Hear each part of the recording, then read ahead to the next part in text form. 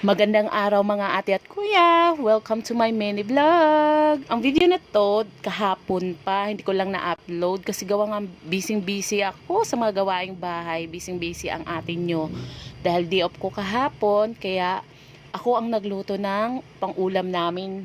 So, maaga kaming pumunta ng palengke. Dapat ang ulamin talaga namin is bupis. Yun ang plano sana namin ng partner ko. Kaso, naubusan kami. Kasi medyo tanghali na kami pumunta ng palengke.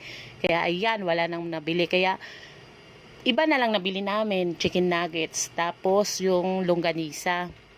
Sabi ko, yun na lang bilhin natin. Total may gulay naman tayo sa bahay. Nakabili ako kasi nung nakaraang araw ng ampalaya. Bago ako umuwi, bumili ako ng ampalaya kasi gusto ko talaga ng ampalaya with egg.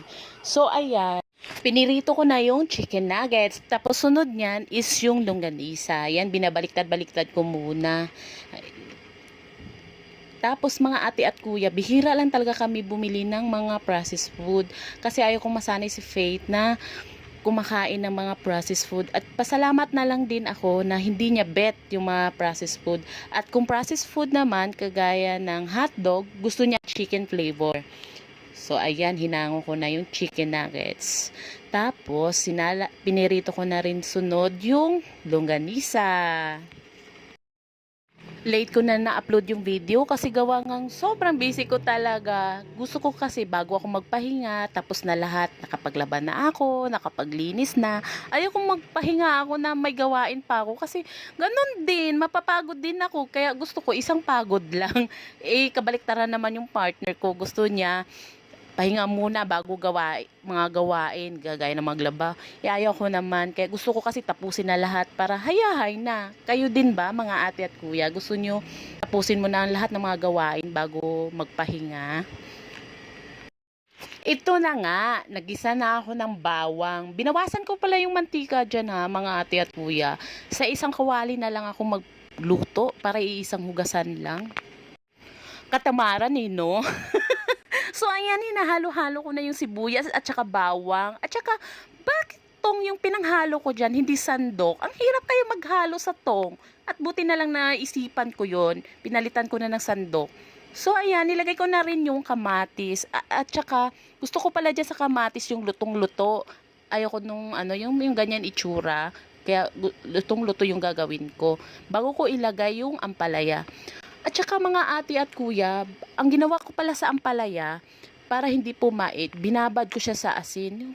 Basta binabad ko siya sa asin bago ko siya lutuin.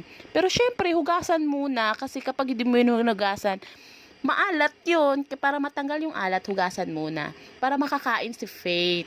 At saka, kumakain din talaga siya ng ampalaya. Pasalamat na lang din ako na kumakain din siya ng ampalaya. Kahit 'di ba? Medyo mapait siya. Kayo ba mga ate at kuya, yung mga anak nyo ba, kumakain din ba ng ampalaya? Yun na nga, tinimplahan ko na ng pampalasa. Alam niyo na kung ano yon, tapos asin. Hindi ko nababanggitin yung brand kung ano siya. Basta tinimplahan ko na siya. Tapos yan, hinahalo-halo ko na ulit. Tapos, nung alam ko nang medyo luto na yung ampalaya, nilagay ko na rin yung itlog dyan. Para kainan na. Ayan, nilagay ko na yung itlog. Bali, 2 itlog lang yan nilagay ko. 'Di ba? Ang ganda ng kulay. No, nakakaakit tingnan.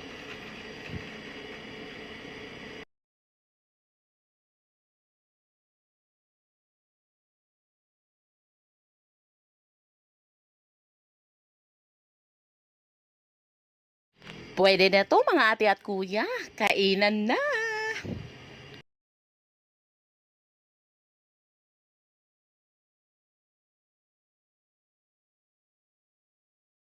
Ito na po ang aking ampalaya with egg, with chicken nuggets and longganisa.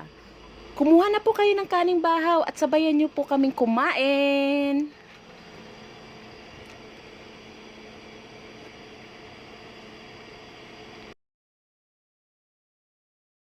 Hanggang dito na lang po ang aking video mga ate at kuya. Salamat sa panonood. God bless. Bye-bye. Ingat!